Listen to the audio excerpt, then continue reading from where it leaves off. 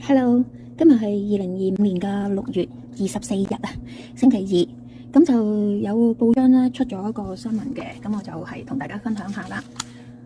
雪梨母子丈夫唐佳墮樓亡，行內公認恩愛，而因妻子患癌感到唔開心。事件呢就發生喺佐敦一個被形容為恐怖嘅墮樓案嘅。咁一名嘅男子呢就喺高處墮下，撞到路邊嘅指示牌之後呢就倒卧咧喺柯士甸道以及松山道交界，咁咧就身首異處而死亡㗎。據說咧死者咧就係香港嘅資深女演員啊雪梨嘅丈夫㗎，藝名呢就係唐佳嘅88歲嘅著名武術指導啊唐佳。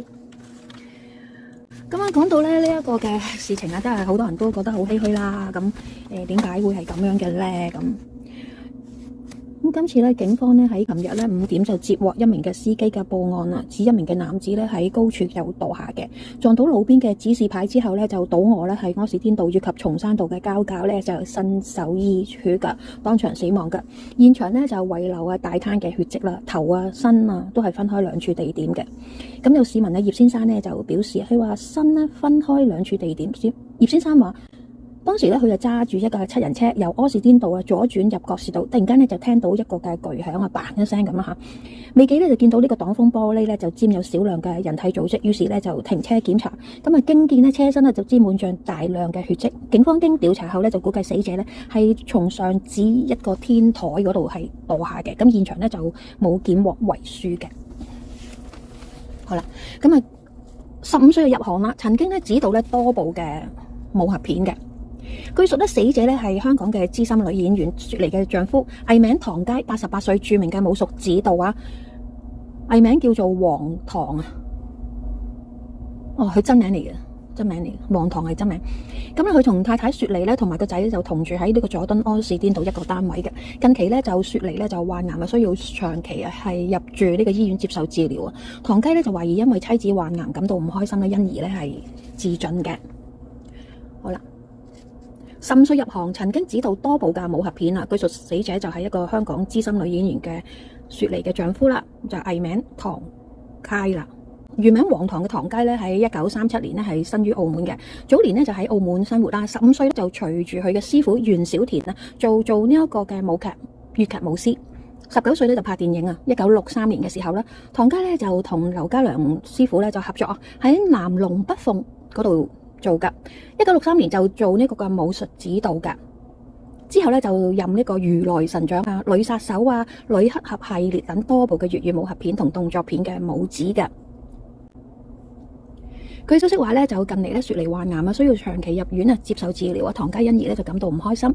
喺1960年代起咧，唐佳咧同劉家良咧就成為著名導演張徹嘅常用武術指導。及後咧，劉家良咧就喺1975年就晉升為導演嘅。咁就唐佳仍然咧係繼續做武術指導，直至到1980年代啊。唐佳拍攝呢個少林傳奇啊。1983年咧就有3闖少林啦。咁啊，1983年。以及咧呢一個嘅洪拳大師，即係1984年呢洪拳大師。咁啊3闖少林當中咧就有一個咧叫大刀陣嘅喎嚇，咁啊12金剛陣呢啲真係真功夫嚟嘅。咁啊呢就叫做板凳陣，哇精彩絕倫咁話，真係有時間真應該唔知有冇辦法可以睇翻呢啲真功夫嘅戲啊！哇真係眼橋眼馬真功夫啊！咁以及咧就拍到好多戲嘅。咁啊至於3闖少林、大刀陣、12金剛陣、板凳戲精彩絕倫。離開邵氏之後咧，唐佳就進入咗電視圈工作，冇幾耐就退休啦。直至咧係徐克咧誠邀咧佢出山嘅。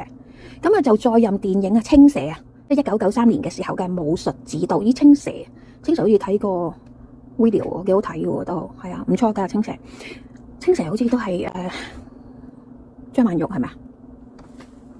好啦，唐佳咧同雪梨有2個仔。1980年代咧就淡出香港影視圈咧，就一度移民喺加拿大嘅。